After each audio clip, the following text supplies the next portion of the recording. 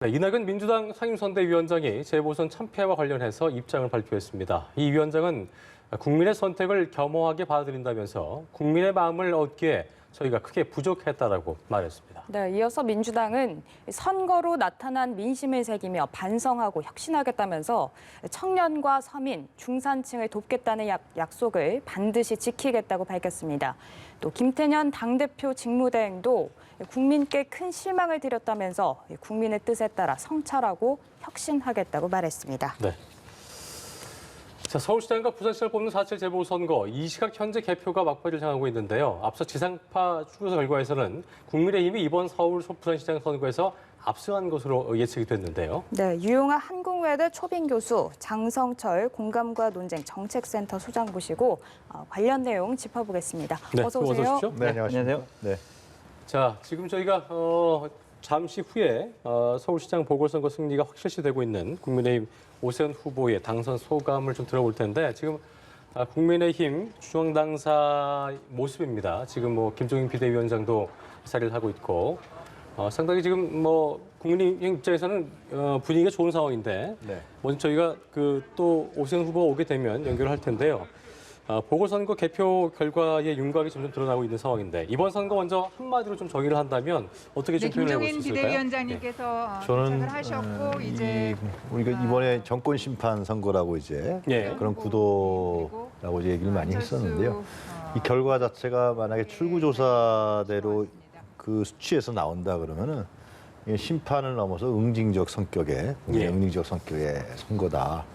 그렇기 때문에 다들 그 후보자들이 민심의 무서움을 느꼈다. 관계자들이 민심의 무서움을 느꼈다 그러는데요.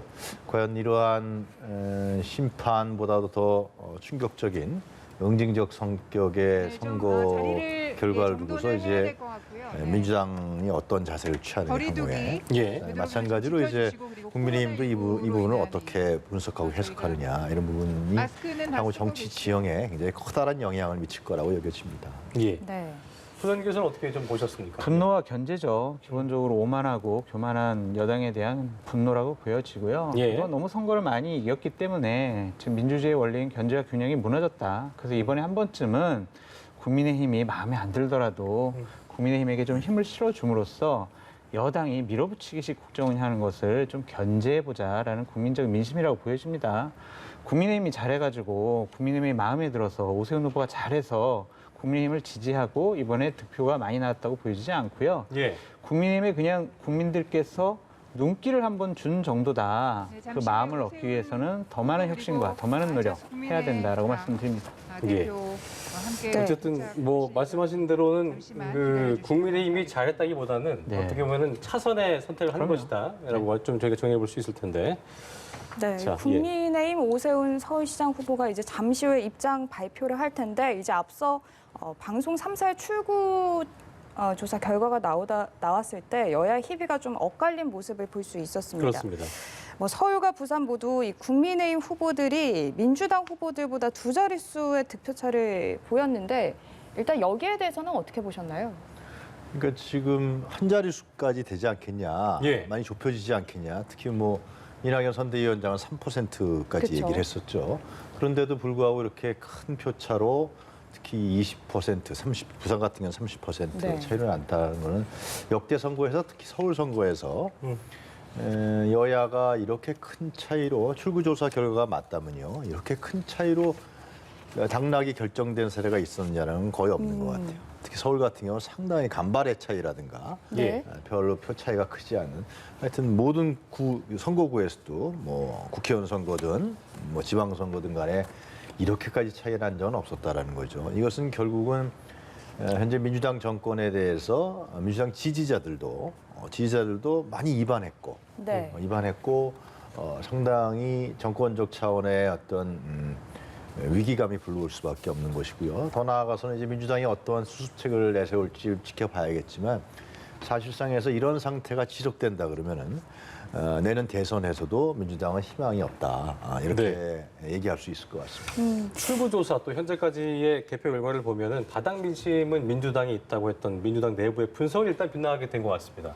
어떻게 보셨어요? 그러니까 분석이 빗나간 건지 아니면은 분석은 잘했는데 선거에 조금이라도 좀 도움이 되고자 예. 그런 식으로 얘기를 했는지 저희는 알 수가 없지만 기본적으로 여의도 연구원에서 어제 오전에 예. 국민의힘 지도부에다가 보고를 했어요. 그런 거 보면은 거의 정확한 수준을 맞춘 것 같습니다. 부산은 30%, 서울 한 15% 정도 차이로 이길 것 같다. 예. 라고 내부적으로 조사를 했는데 민주당은 분명히 계속 조사를 했어요. 그리고 보고를 다 한 것으로 알고 있는데 예. 좀 보고보다는 상당히 좀 접전 양상이다라고 해서 지지층을 좀 최대한 투표장으로 이끌어내기 위한 하나의 정치적인 술수가 아니었느냐라는 알고 생각이 있었음에도 듭니다. 불구하고. 그렇습니다. 근데 소장님께서 보실 때 아까 말씀하셨던 것처럼 그렇다면 이 큰 표 차이, 생각보다 더 큰 표, 뭐 이제 결과로 나와야겠습니다만 그 출구조사를 봤을 때는 분노의 표출이 훨씬 더 컸다는 컸죠. 거라고 봐야 되겠네요. 네. 근데 그것을 민주당에서 아니 보수층이 결집했어. 그리고 민주당 지지층은 투표장에 나가지 않았어. 예. 이런 식으로 해석을 하면요. 앞으로 민주당은 더 큰 민심의 역풍을 받을 거예요. 어쨌든 본인들이 지난 5년 동안 문재인 정권이 진행되면서 했던 여러 가지 정책들에 대한 평가라고 받아야 합니다. 예. 그것이 우리가 조금 더 결집을 해가지고 계속 밀고 나가야 돼. 이런 식의 국정을 한다 그러면 국민들한테 버림받는 그러한 수준이 더 높아질 거예요. 그러니까 이번에 말로만 성찰하겠다, 민심 받들겠다 하지 말고요.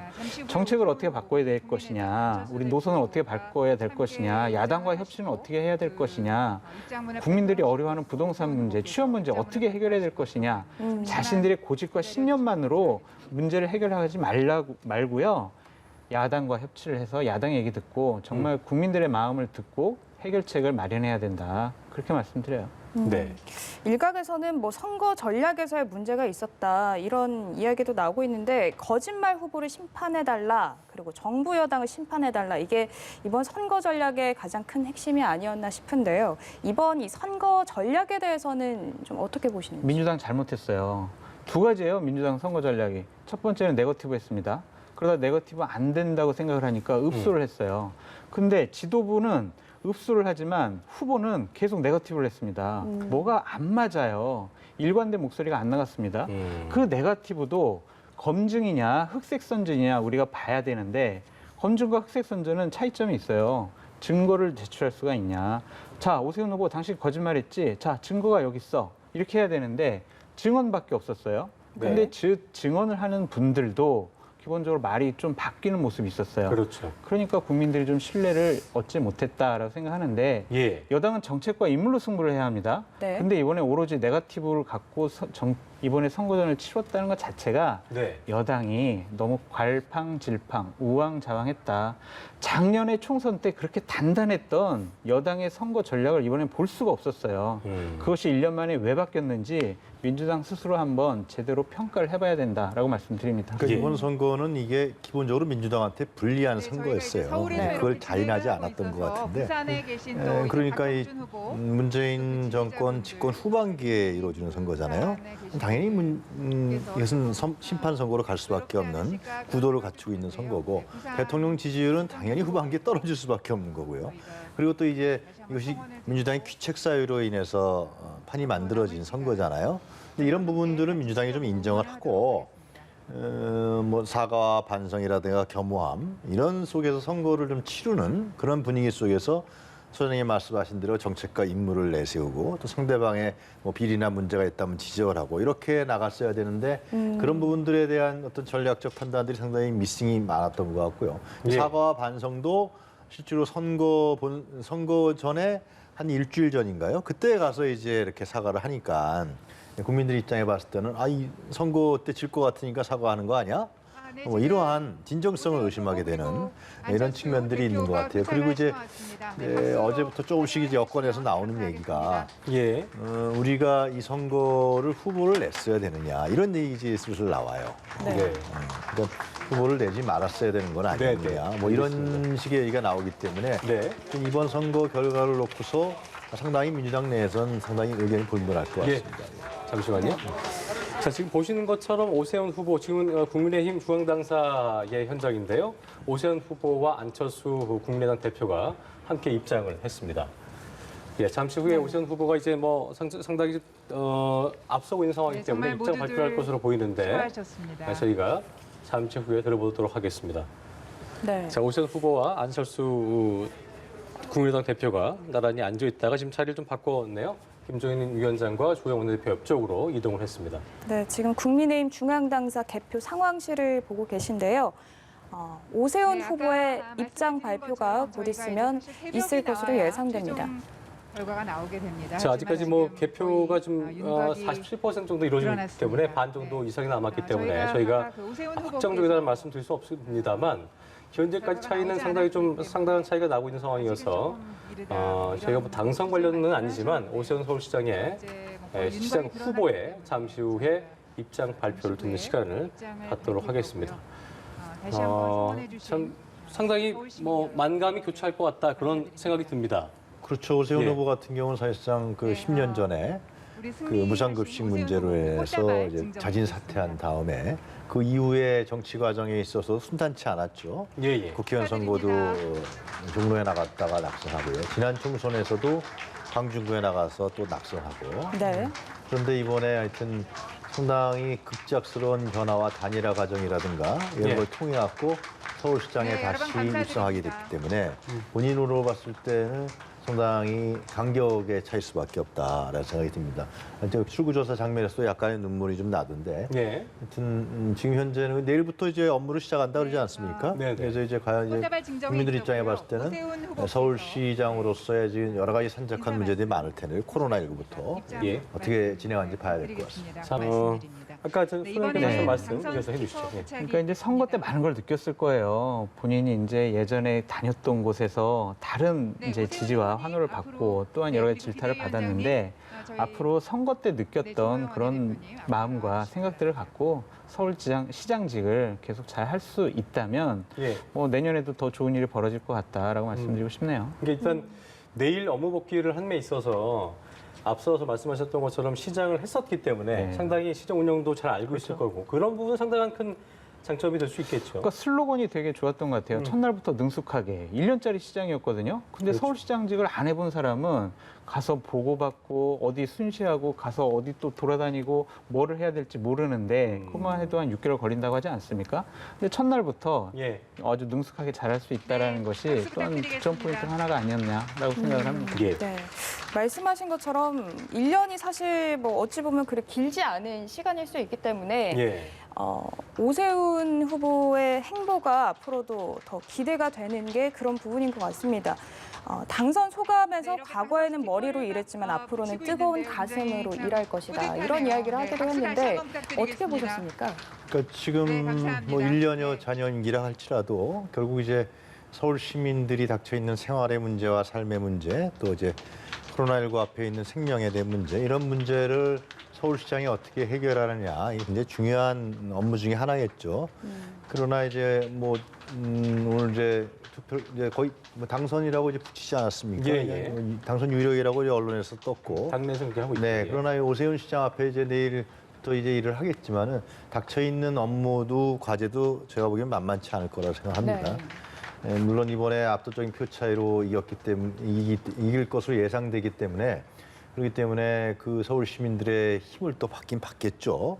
그러나 지금 이제 앞으로 대선이 있고요. 그리고 코로나19라는 문제가 있고 네. 또 서울시의회가 대표님 실제로 감사합니다. 네, 정말 민주당 의원들로 아름다운 완전히 공연을 장악돼 있기 해주셔서 때문에 감사드리고요. 물론 이제 네, 오늘 좋은 지방자치단체장의 그 권한과 역할은 훨씬 네, 가운데로 큽니다. 오시죠. 네, 의회보다는 가운데로 오시죠. 의회보다는 크지만은 그러한 어떤 정치적인 문제, 정치력에 대한 문제 이런 부분들이 사실상 오세훈 신임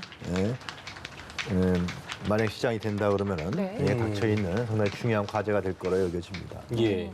사실 국민의힘 입장에서는 뭐 단일화를 할 때도 좀 시끄러운 모습이었는데 이번 야권 단일화 효과가 네. 선거 결과나 뭐 이런 데 있어서 네, 감사합니다. 어느 정도 좀 네. 효과를 미쳤다고 보시는지요? 그 화면에 안철수 국민의당 대표가 대표님. 있는데요. 네. 저는 이번에 민주당에서 어떻게 선거 전략을 분석할지 모르지만은 저는 그 김종인 위원장 이제 내일 그만둔다 그러는가요? 두고 봐야겠죠. 하여튼 김종인 위원장의 이 프레임에 저는 민주당이 상당히 말려 들어갔다라고 얘기하지 않을 수가 없습니다. 그것은 이제 국회 과정 내에서도 그러는데요. 국회 개원을 할 때도 이게 법사위 문제로 인해서 실제로 이쪽에서 그 민주당 측에서 나누자, 양보하자. 그래서 여러 가지 안을 들고 가서 주호영 원내대표 협상하면은 주호영 원내대표 가져가면은 김종인 위원장이 안 돼. 계속 그랬다는 거 아닙니까? 네. 결국 후문에 따르면은 그러면서 결국은 민주당이 모든 상임위원장들을 독식하게 됐는데 예. 상당히 제가 봤을 때 그때도 뭐 나온 얘기지만 그게 굉장히 중요한 패착 중에 하나예요. 국회라는 것은 견제와 균형을 통해서 만들어지는 곳인데 그 역할과 기능이 있는 것인데 이 상임위원장을 다 하여튼 뭐 결과적으로 독식하게 된 거죠. 이러면서 결국은 국민들 입장에 봤을 때는 이 국회 180석을 견제해야 될 것이다. 예. 대통령 권력도 갖고 있는데 국회 권력까지 갖고 있다. 네. 이것은 견제와 균형의 그 마음의 발동을 거는 아주 중요한 부분이죠. 저는 김종인 위원장이 그 판을 좀 봤던 것 같아요. 잠시만요. 네. 이번 아까 이제 야권의 단일화 과정을 얘기했었는데 상당히 좀 이슈를 선점했었고 그 과정이 굉장히 길었기 때문에 안철수 대표와의 어떤 그 단일화 과정도 상당히 좀 공을 준 것 같습니다. 그렇습니다. 예. 기본적으로 뭐 단일화 할 때 예. 약간의 불협화음이 있어가지고 아름다운 단일화가 안 되는 거 아니냐 그런 비판도 있었지만 네. 시점도 절묘했던 것 같아요. 23일, 24일이었습니다. 그러니까 후보 등록하고 이제 선거운동 시작되고 뭐 그러기 전에 했어요. 예. 그것이 아주 절묘한 시점이었던 것 같고 흔쾌하게 또 안철수 대표가 다수용하겠다. 예, 오세훈 후보를 위해서 열심히 선거 운동을 했다라는 평가가 나오지 않습니까? 네. 네. 안철수 대표가 있음으로 인해서 중도표와 20대, 30대의 표를 오세훈 후보가 견인해 내올 수 있었다라고 저는 평가해보고 싶어요. 만약에 안철수 후보가 그냥 저 뭐 그냥 오세훈 후보 지지합니다라고 하고 흔쾌하지 않은 모습을 보였으면은 상당히 좀 더 어려운 선거가 될 수도 있었다. 안철수 대표의 공도 크다라고 말씀드립니다. 그렇군요. 2030 세대의 표심이 되게 중요하다고 저는 좀 했는데 생각이 다른데요. 다르세요? 네, 안철수 대표가 과연 이번 선거에 그렇게 오세훈 후보가 당선되는데 큰 역할을 했느냐? 저는 아니라고 봅니다. 물론 뭐 어느 정도 있겠죠. 영향력이 있었 모르지만은 이번 선거는 심판 아주 강력한 심판이기 때문에 국민의 분노들이죠. 그러니까 단순하게 부동산 대책 LH 사태뿐만 아니라 그 전에 누적돼 있던 각종 불만과 어떤 분노 이런 부분들이 폭발하면서 이것이 그냥 파도와 같이 이 표로 국민의 어떤 주인 의식과 유권자의 의식을 표시한 것이 더욱더 큰 의미가 있는 것이고 예. 그것이 이번에 선거에 가장 결정적인 결정적인 요인으로 작용할 수 있었다고 생각합니다. 그런데 이제 안철수 대표가 잘한 거는 야권 입장에 봤을 때는 판을 만들어준 거죠, 아주. 이게 단일화하면 정권 교체됩니다. 사실 단일화한다 그래서 정권 교체되는 거 아니거든요, 그거는요. 네. 근데 단일화하는 부분에서 이슈 선점을 하고 예. 또 국민의힘 내부에서도 나경원, 오세훈 단일화하면서 집중해서 국민의힘이 살아날 수 있다라는 이러한 또 희망을 국민의힘 지지자들에게 만들어주고 또 안철수 대표와 단일화하고 이런 과정들이 자꾸만 판을 크게 만들어준 거죠. 네. 그러니까 이 민주당의 선거 전략의 문제는 뭐냐면 이 판은 어차피 민주당이 기책사유로 만들어지는 그리고 정권 후반기에 하는 선거이기 때문에 판을 크게 키우면 키울수록 안 좋은 거죠. 그 선거 결과에 상관없이. 그런데 너무 가덕도로도 많이 달려가고요. 예. 부산도 가덕도로 이길 수 있다라고 생각을 하고.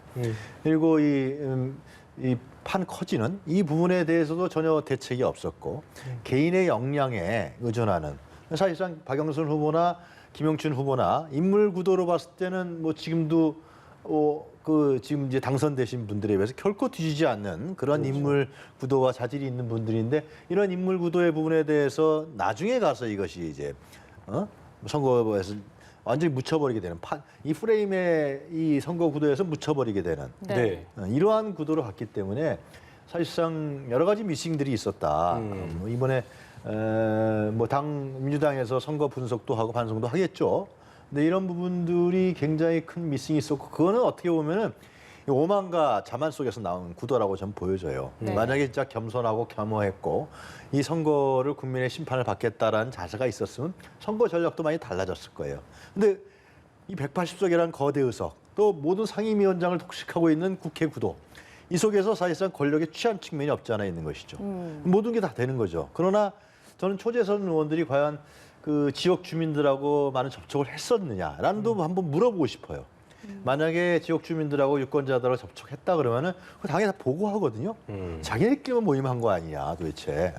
그냥 이 국회 권력에 취해 있었던 것이다. 네. 저는 그러면서 이 부분들이 당의 역할이라는 것은 그런 민심을 전달하고 그 민심 속에서 어떤 그 청와대나 이쪽에 또 얘기를 하고 이러면서 당청 관계가 원활히 되는 부분인데 이번에 선거 결과를 보면은 선거 전략뿐만이 아니라 그 안의 과정들 물론 내일 어떻게 이제 수습책이 나올지 모르지만은 예. 분위기들 솔직히 당내에서 초재선 의원들 중에서 뭐 쓴소리 하는 사람 전 못 본 것 같아요. 예. 여태까지 민주당의 전통성상 이 쓴소리하는 의원들이 항상 많았습니다. 김대중 정부 시절에 천신정이라고 네. 그 김대중 대통령 앞에서 또 얘기했던 그래서 당내 역할과 윤활유와 또 역동력을 만들어내면서 그 당시에 그 국민 경선을 통해 갖고 정권 재창출을 한단 말이죠. 근데 그런 것도 없이 거의 획일적이고요. 당내에 쓴소리 하는 사람도 없고 중진들의 의견도 전혀 반영되지 않고 당의 중심도 제대로 마련돼 있지 않고 물론 지도부가 있었습니다만은 예. 이런 여러 가지의 그 부분들이 결국은 이런 결과를 만들어내지 않았느냐. 그래서 이제 뭐 내일 수습책을 봐야겠지만은 어떻게 반성하느냐. 정말 국민 앞에 사죄하면서 어떻게 반성하느냐. 예. 그것이 이제 선결 과제가 될 거라 생각합니다. 소장님께 제가 이어서 질문 드리겠습니다. 지금 받아서 어떻게 반성해야 되느냐 민주당 입장에서 굉장히 중요한 부분일 거예요. 이미 어떻게 결정이 났어요. 예. 오늘 10시에 긴급 최고위원 회의를 했어요. 거기서 네. 이제 지도부 총사퇴하겠다고 했습니다. 네네. 그리고 당초 원내대표 선거를 5월 12일 날 하기로 했는데 앞당겨서 한대요. 뭐 앞으로 한 열흘 안에 원내대표 선거를 할 것 같습니다. 그 원내대표가 비대위원장이 돼서 차기 전당대회를 열어서 당대표를 뽑겠다라는 것과 7월 달에 대선 후보 경선을 시작을 하고 9월 9일 날 대선 후보를 선출하겠다라는 로드맵을 제시하면서 지금 수습책이라고 내놓은 상황입니다. 근데 저는 별로 이거는 감동이 없을 것 같아요.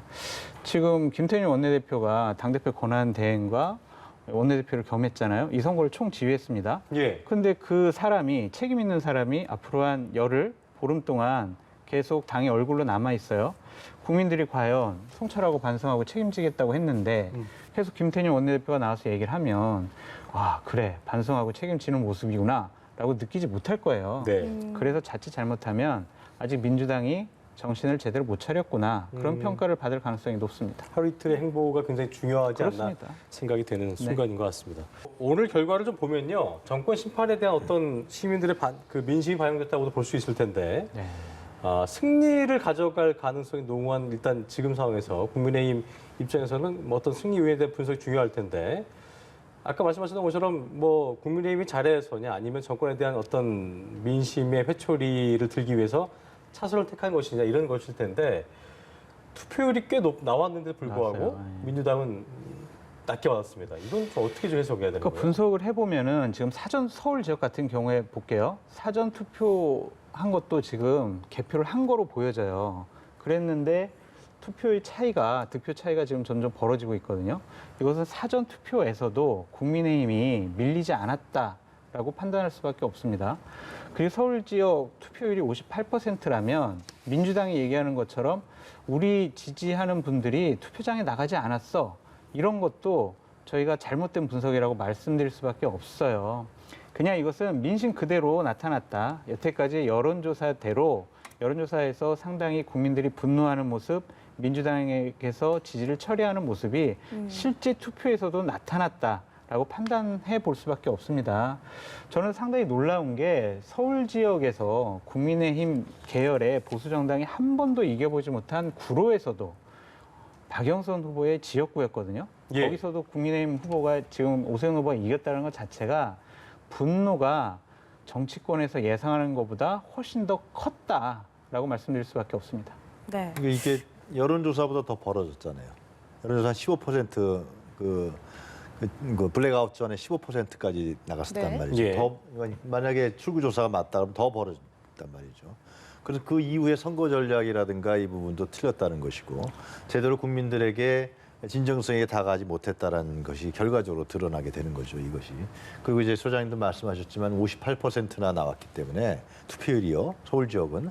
그러니까 2007년 선거가 있었습니다. 2007년에 이명박 정동영 했을 때 그때 투표율이 굉장히 낮았어요. 50% 이하로 제가 기억을 해요. 그때는 안 나간 거죠, 정말. 그 차이도 났는데 이번에는 58%가 됐기 때문에 그 과거에 민주당을 지지했던 사람들이 안 나간 게 아닙니다. 나가서 민주당을 찍지 않은 거예요, 이거는요. 다 나가서 찍지 않았다. 58%면 서울 지역이 58%. 이거는 웬만한 전국 선거에 비슷한 투표율이란 말이죠. 그렇기 때문에 민주당의 지지자들이 지금 어떻게 과거의 지지자들이 지난번 총선 대선 때 민주당을 찍었던 지지자들이 바뀌었다는 거죠. 다른 투표 선택을 했다라는 거기 때문에 이 점에 대해서는 보통 심각하게 받아들이지면 안 된다. 그러니까 이제 수습책으로 이제 그러니까 민주당에서 지금 얘기하는 수습책은 일단 질서 있는 수습을 하자라는 거로 이 얘기가 나오는 것 같아요.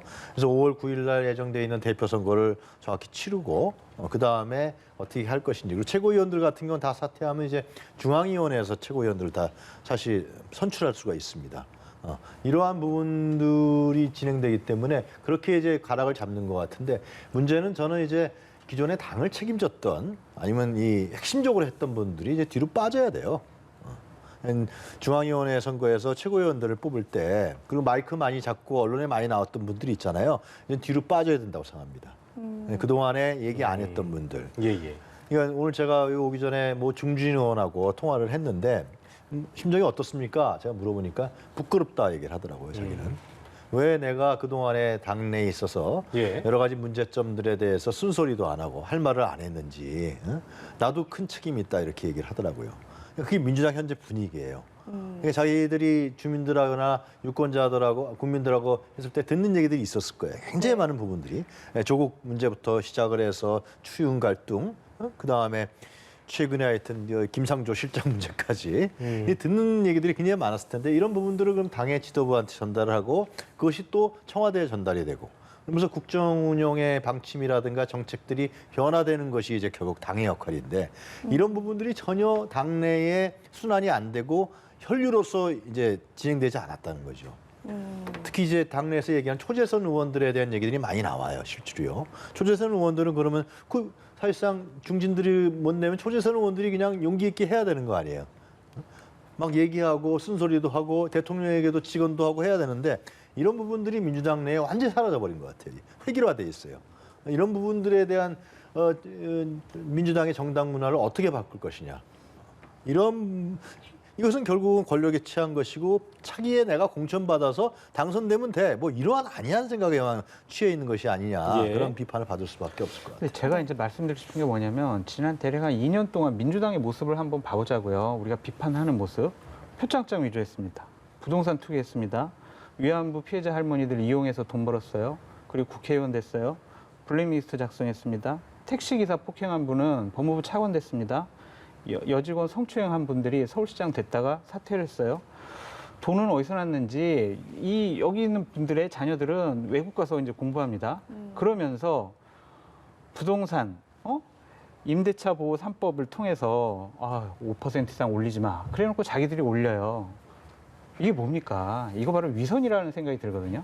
그 위선 때문에 이번에 결국에는 국민들께서 심판하신 것이다라고 보여집니다.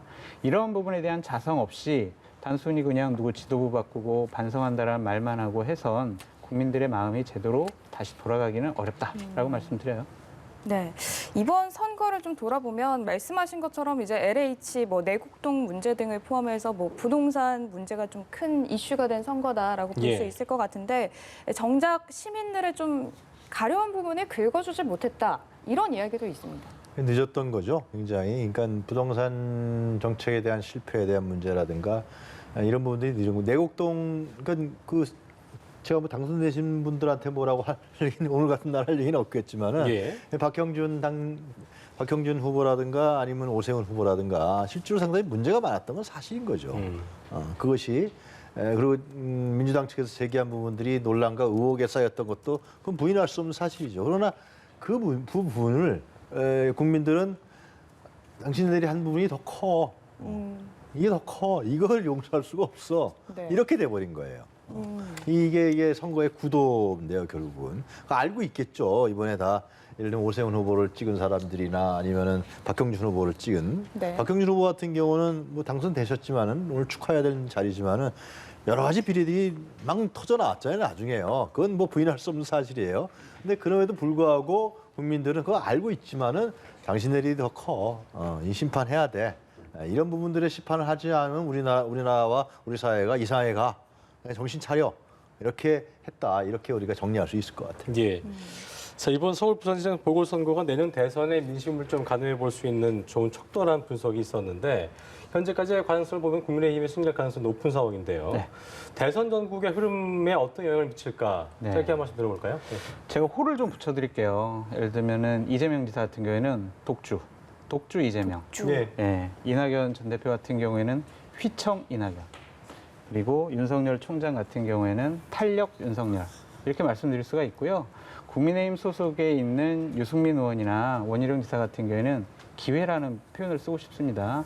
이겼기 때문에 도전할 수 있는 기회는 생겼다라고 말씀드리고요. 어쨌든 윤석열 총장의 시간이 시작됐다라고 좀 말씀드리고 싶어요.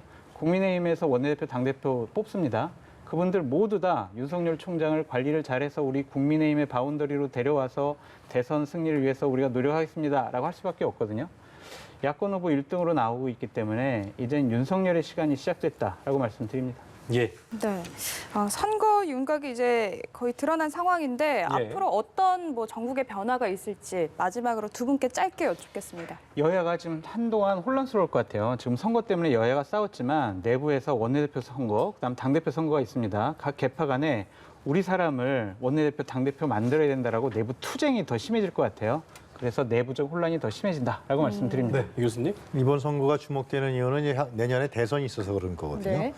근데 이번 선거에 이 표차가 워낙 크게 나기 때문에 현재 여당이나 여당뿐만 아니라 야당도 같이 대선판이 상당히 출렁거릴 것 같습니다. 지금 이 선거 전에 있었던 대선 구도하고 좀 다른 구도가 짜지지 않을까.